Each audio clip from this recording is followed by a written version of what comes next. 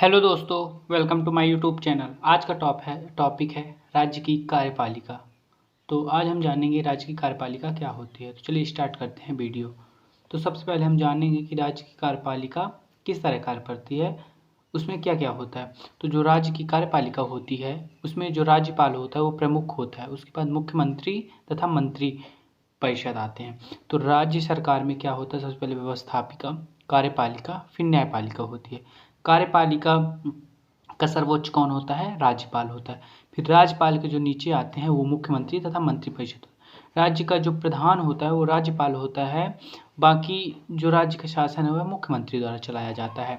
यदि किसी राज्य का शासन ठीक तरह से नहीं चल पाता या मुख्यमंत्री अपने कार्यों को ठीक तरह से निर्वाह नहीं कर पाता या कोई दंगे अंगे होते हैं तो फिर जो राज्य का शासन होता है वो राज्यपाल के हाथों में चला जाता है।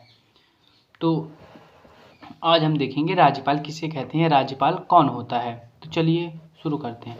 जो राज्यपाल होता है उसको इंग्लिश में गवर्नर कहते हैं।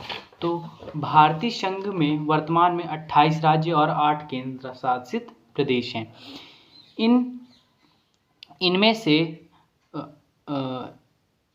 केंद्र शासित प्रदेश हैं। इन 8 में से दिल्ली को राष्ट्रीय राजधानी क्षेत्र का दर्जा प्राप्त है। जो दिल्ली है वह राष्ट्रीय राजधानी है। फिर उसके बाद क्या होता है, राज्य में कार्यपालिका की शक्ति राज्यपाल में निहित होती है। जो राज्य की शक्तियाँ होती हैं, मैंने पहले ही आपको बताया है कि जो राज्य की शक्तियाँ होती हैं वो राज्यपाल में निहित होती हैं। परंतु भारत में केंद्र ही की तरह राज्यों में भी संसदीय शासन व्यवस्था को अपनाया गया। अतः राज्य में राज्यपाल कार्यपालिका का वैसा ही नाम मात्र का प्रमुख होता है जैसा केंद्र में राष्ट्रपति होता है। जैसा केंद्र सरकार में जो राष्ट्रपति नाम मात्र का होता है, उसी तरह राज्य सरकार में भी जो राज्यपाल होता है वह नाम मात्र का होता है और वास्तविक शासन किसके द्वारा चलाया जाता है? मुख्यमंत्री के द्वारा चलाया जाता है। जैसा केंद्र में राष्ट्रपति नाम मात्र का प्रमुख होता है, राज्य में कार्यपालिका का वास्तविक शक्तियाँ का प्रयोग मुख्यमंत्री और मंत्रिपरिषद द्वारा किया जाता है। मैंने पहले ही बताया है कि जो राज्य की कार्यपालिका है वह मुख्यमंत्री के द्वारा ही चलाई जाती है। अब देखेंगे भारतीय संविधान के अनुच्छेद 154। भारतीय संविधान के कितने अनुच्छेद में? 154 में कहा गया है कि राज्य की कार्यपालिका शक्ति राज्यपाल में निहित होंगी और वह उसका प्रयोग संविधान के अनुसार स्वयं अथवा अपने अधीनस्थ अधिकारियों के द्वारा करेगा। मतलब जो राज्यपाल है वह अपने जो उसके कार्य हैं वह अपने अधीनस्थ अधिकारियों के द्वारा या फिर अपने द्वारा करेगा। फिर आगे हम देखते हैं कि राज्यपाल की नियुक्ति कैसे होती है। तो राज्यपाल की नियुक्ति राष्ट्रपति द्वारा की जाती है, परंतु व्यवहार में यह नियुक्ति राष्ट्रपति स्वविवेक से नहीं वरन केंद्रीय मंत्रिमंडल के परामर्श करता है।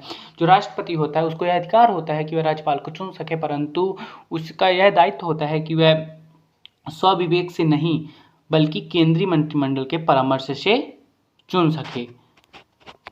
अब हम आगे देखेंगे कि राज्यपाल की शक्तियाँ क्या हैं। राज्यपाल की शक्तियों से पहले राज्यपाल की योग्यता, मतलब कि जो राज्यपाल कौन बन सकता है। तो जो राज्यपाल बनने के लिए यह योग्यता होनी चाहिए कि वह भारत का नागरिक हो, उसकी आयु कम से कम 35 वर्ष हो, वह सांसद अथवा विधानमंडल का सदस्य ना हो। जो राज्यपाल हो वह सांसद अथवा विधानमंडल का सदस्य ना हो, किसी सरकारी लाभ के पद पर ना हो। व्यवहार में देखा गया है कि पुराने राजनीतिक नेता नागरिक प्रशासन के अवकाश प्राप्त अधिकारी, अवकाश प्राप्त सेनाओं को सर्वोच्च सेनापति, विख्यात शिक्षाविद आदि विशिष्ट एवं विख्यात व्यक्ति को राज्यपाल नियुक्त किए जाते हैं। मतलब जो बहुत ही विशिष्ट अधिकारिक होते हैं, अवकाश प्राप्त सेनाओं में जो सर्वोच्च सेनापति होते हैं उन्हें ही राज्यपाल नियुक्त किया जाता है। अब हम देखेंगे राज्यपाल का कार्यकाल। तो सामान्यतः राज्यपाल 5 वर्ष के लिए नियुक्त किए जाते हैं। जो राज्यपाल होते हैं वो 5 वर्ष के लिए नियुक्त किए जाते हैं, परंतु व्यवहार में राज्यपाल राष्ट्रपति के प्रसाद पर्यंत पद धारण करते हैं। राज्यपाल के ऊपर महाभियोग नहीं लगाया जाता है। राज्यपाल को हटाने के लिए राज्य के विधानमंडल या उच्च न्यायालय की कोई भूमिका नहीं होती है। जैसा हम जानते हैं कि केंद्र सरकार में राष्ट्रपति को हटाने के लिए महाभियोग लगाया जाता है, परंतु जो राज्य की सरकार होती है उसमें ऐसा नहीं है। राज्यपाल के ऊपर कोई महाभियोग नहीं लगाया जाता और राज्यपाल को हटाने में विधानमंडल या उच्च न्यायालय की कोई भूमिका नहीं होती है। अब हम देखेंगे राज्यपाल के कार्य और शक्तियाँ। राज्यपाल के कार्य क्या हैं और उसकी शक्तियाँ क्या हैं। तो केंद्र सरकार की तरह राज्यों में भी संसदीय शासन व्यवस्था के होने के कारण राज्य में राज्यपाल की वही स्थिति है जो केंद्र में राष्ट्रपति की है।